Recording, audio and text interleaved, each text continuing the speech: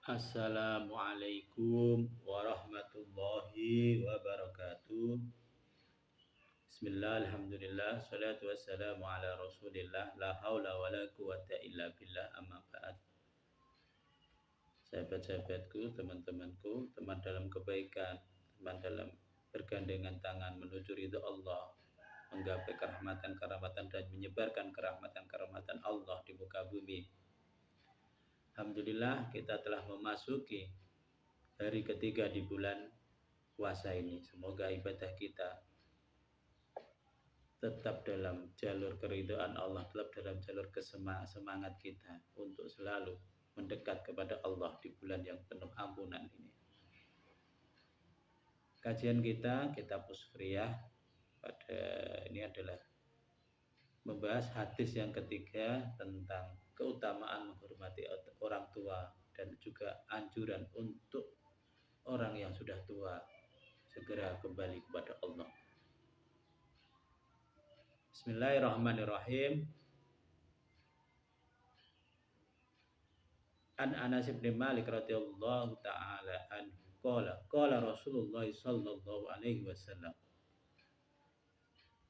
Inna Allah ta'ala yanzuru ila wajhi syekh sabahan wa masa'an wa yaqulu ya abdi qad kabura sinnuka wa raqal jilduka wa daqa atmuka waqtaraba ajaluka wa hana udumuka ila fastahi minni fa anastahi min syai'atika an adzibaka finnar. Yang kurang lebih artinya, sahabat Anas bin Malik radhiyallahu an pernah meriwayatkan sebuah hadis bahwa Rasulullah SAW pernah bersabda, sesungguhnya Allah Ta'ala itu melihat wajah orang yang sudah sepuh, orang sudah tua di pagi hari dan di sore hari.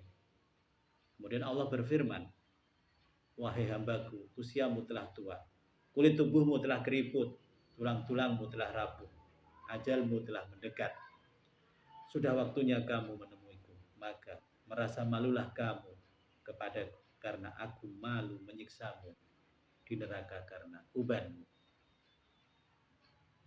Jadi Allah itu malu menyiksa orang-orang tua, karena biasanya orang tua itu seharusnya sudah pada jalan kembali menuju Allah, mempersiapkan amal ibadah untuk bekal menghadap kepada Allah Subhanahu wa Ta'ala. Ada sebuah cerita, sebuah hikayat diceritakan ketika ini terjadi pada Sayyidina Ali radhiyallahu an, menantu Rasulullah SAW. Suatu ketika beliau sedang berjalan, suatu subuh berjalan menuju Masjid Nabawi untuk jamaah subuh bersama Rasulullah SAW. Beliau mendapati di depannya ada orang yang sedang berjalan, adalah orang tua yang sudah beruban. Maka Sayyidina Ali memperlambat laju langkah kakinya menuju masjid, berada di belakang orang tua itu karena bentuk ta'ziman, penghormatan kepada orang yang sudah tua, karena yang rambutnya sudah beruban ini. Kemudian ketika sudah sampai di depan masjid, orang tua tersebut tidak masuk ke dalam masjid karena ternyata orang tersebut adalah non-muslim. Beliau seorang Nasrani. Kemudian Sayyidina Ali masuk ke dalam masjid dan mendapati rukuk terakhir salat subuh Rasulullah SAW. Dan Rasulullah nampaknya sedang memperlambat rukuk ini. Kemudian Sayyidina Ali bisa mendapati rukuk tersebut dan berjamaah bersama Rasulullah SAW.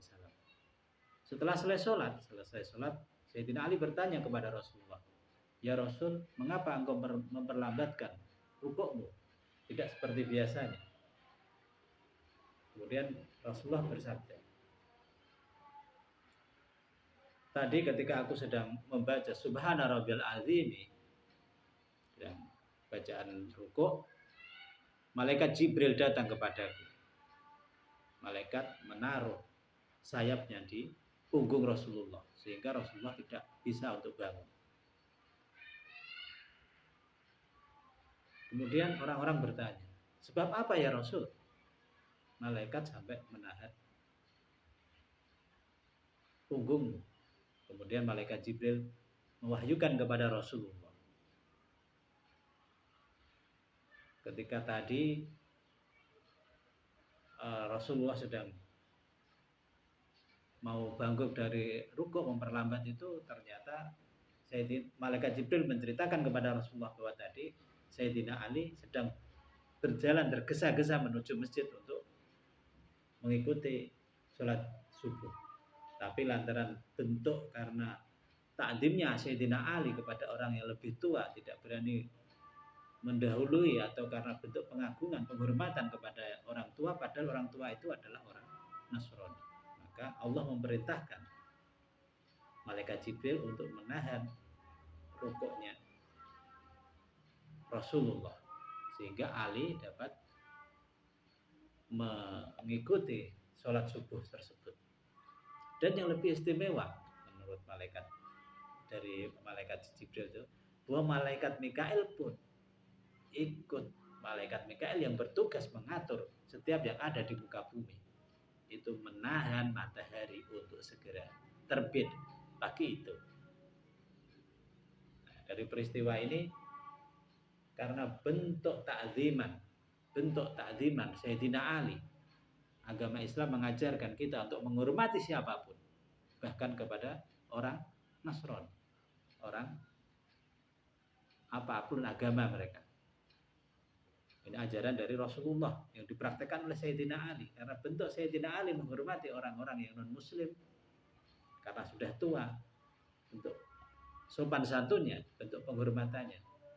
Maka sampai-sampai Allah memberikan keistimewaan bahwa Ali bisa mengikuti jamaah subuh bersama Rasulullah, sehingga beberapa malaikat Jibril, malaikat Mikail pun ikut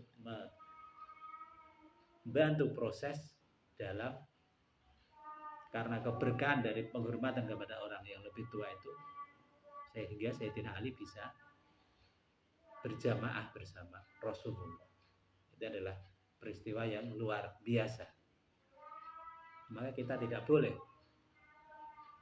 membenci, mengganggu, mengapa orang yang lebih tua dari kita, apalagi sudah punya tanda uban di kepala.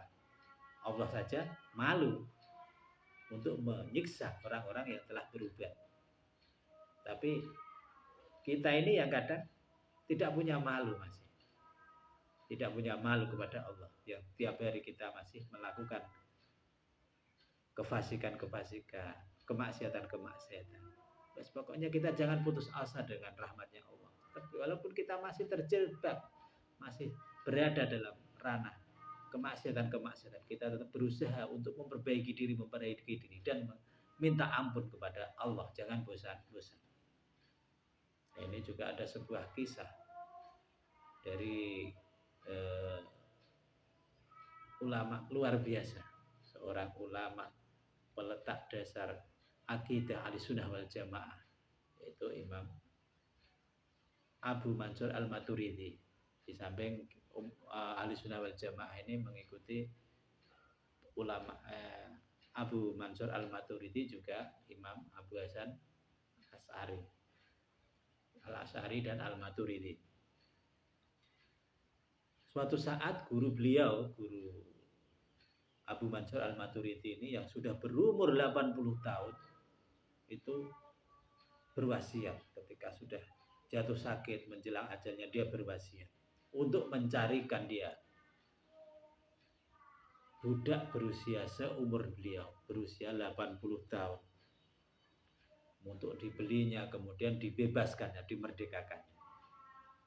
Maka para muridnya ini sibuk mencari kesana kemari, mencari informasi kesana kemari untuk mencari budak yang berumur 80 tahun, dan tidak ada yang bisa menemui. Karena orang yang 80 tahun itu ketika itu sudah rata-rata sudah, yang masih hidup sudah dibebaskan dari perbudakan oleh majikannya karena sudah tidak produktif, ataupun sudah banyak yang meninggal.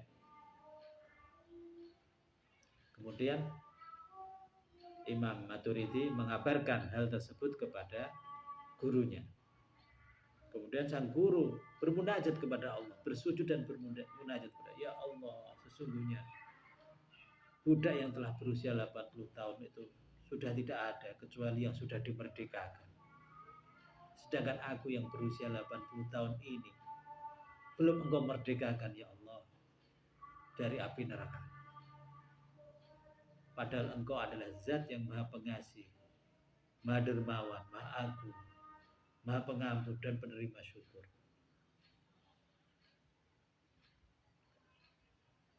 Lantaran doa tersebut, keinginan dari guru Syekh Abu Mansur Al-Maturidi ini, Allah membebaskan dan mengampuni guru tersebut dari api neraka karena munajat. Maka dari itu kita tidak boleh berputus asa dalam meminta maaf kepada Allah, meminta ampun, meminta apapun yang telah kita lakukan, meminta dosa-dosa kita terlalu banyak. Seandainya amal kita ditimbang dengan kemaksiatan kita ini masih belum berimbang, masih banyak maksiat kita kepada Allah. Dari itu kita tidak boleh untuk berputus asa, meminta ampunan kepada Allah Subhanahu wa taala. Sebagaimana hadis tadi, Allah itu malu kepada hamba-hambanya seperti yang sudah tua. Untuk menyiksanya saja Allah malu. Tapi terkadang kita yang tidak ada malu kepada Allah. Kita yang senantiasa masih terjerembab dalam kefasikan dan kemaksiatan di sisi Allah. Tiada jalan dan tiada usaha kita selain hanya meminta ampun, bermunajat kepada Allah. Dari sini kita bisa mengambil kesimpulan bagaimana Islam itu mengajarkan kepada kita untuk menghormati yang lebih tua. Apapun agamanya, apapun keyakinannya, apapun bangsanya, apapun sukunya, kita wajib menghormati. Juga kita tidak boleh berputus asa untuk selalu bermimpi melakukan kebaikan dan dengan kegiatan nyata untuk tetap melakukan kebaikan di sisi Allah Subhanahu wa taala. Semoga Allah meridhoi apa yang kita lakukan. Cukup sekian kajian kita malam ini. Apabila ada kesalahan dalam hal membaca ataupun menjelaskan menafsiri dari kitab Surya ini, saya dimohon maaf karena saya hanya manusia biasa yang penuh kesalahan. Bila ada kebenaran itu murni dari Allah Subhanahu wa taala. Semoga bermanfaat. Wabillahi taufiq wal hidayah. Wassalamualaikum warahmatullahi wabarakatuh.